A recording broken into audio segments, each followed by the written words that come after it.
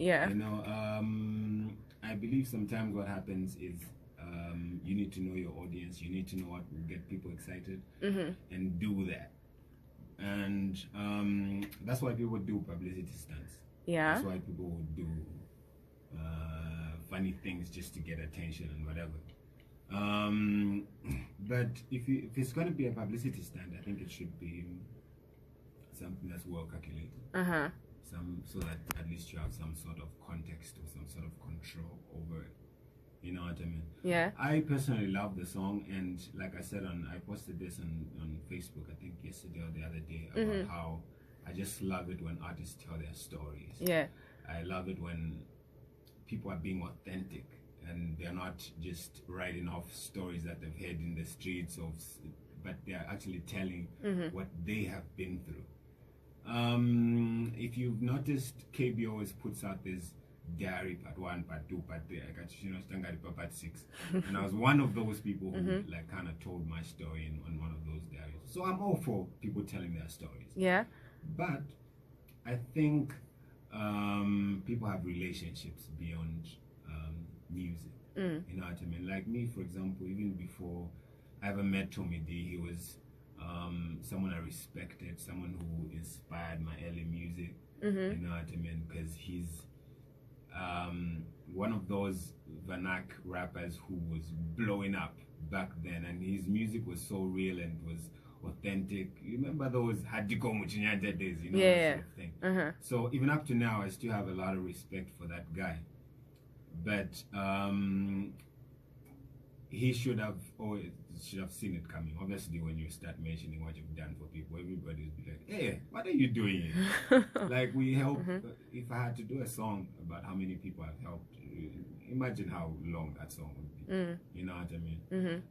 If you help people, sometimes you don't expect them to help you back, because it's a one-way street. I help you. If you help me back, it's a plus, but it's not automatic. Yeah. I'm not helping you so that you can help me, you know, later on. And so yeah, apart from that, I think it's an amazing song. And like I said on my Facebook post, it just came at a time where I feel like right now I think we should be trying to unite the industry and not say things that will separate our fans and our audience. Our friends are being nominated for Grammys, you know. Yeah. That's the progress our friends are making. And already in Zambia, more of 17, 18 million. I went into about 200 million, you know, that sort of thing. So for us to really compete, we can't divide our numbers. We need to stick together and push each other's agenda. And I know for people like me, regardless what he says about me, Tommy is someone that is a call away. I can call him, he knows I'm a call away, you know, that sort of thing. I can't speak on his relationship with Sheffy or Charlie or any of those other people that he mentioned on the song, but I know for a fact if he needs something from me, he needs a verse or whatever, he can call me. You know, it's someone I meet every now and then. Yeah. And I mean, even this thing is saying about picking me up from Chingola and taking me to Ndola, it was actually to work on his project. You know what I mean? I used to do videos back then, and I made the video for Masese. Yeah. I made the video for Nicha. I made the video for like a VCD of like 7 of the songs on that Masese project. You know what I mean? We went on tour together.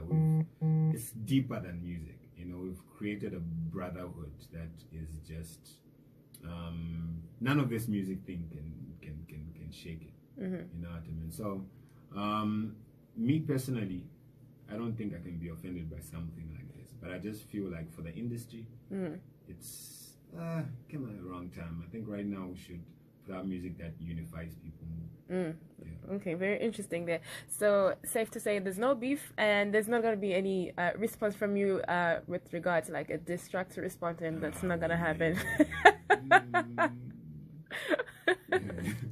I mean, we've been wondering what is going on in Max's head.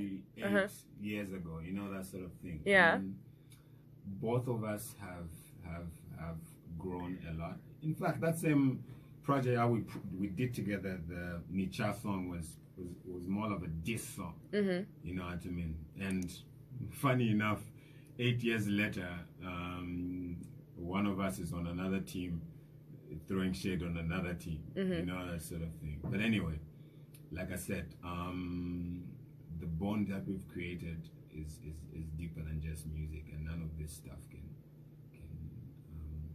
create tension. All right, very interesting there. In case you're just joining us, we are having a chat tonight with Macky too, who is in the building, and we're here to discuss a whole lot of things. It is Saturday and it is the weekend conversation. So coming up, we get to listen to what Macky 2 has on his playlist. I'm really dying to know what he has on his playlist, but that's coming up in a bit. So before we get into your playlist and whatnot, I like to go back into time, so I'm gonna take you back into time, and I would love to know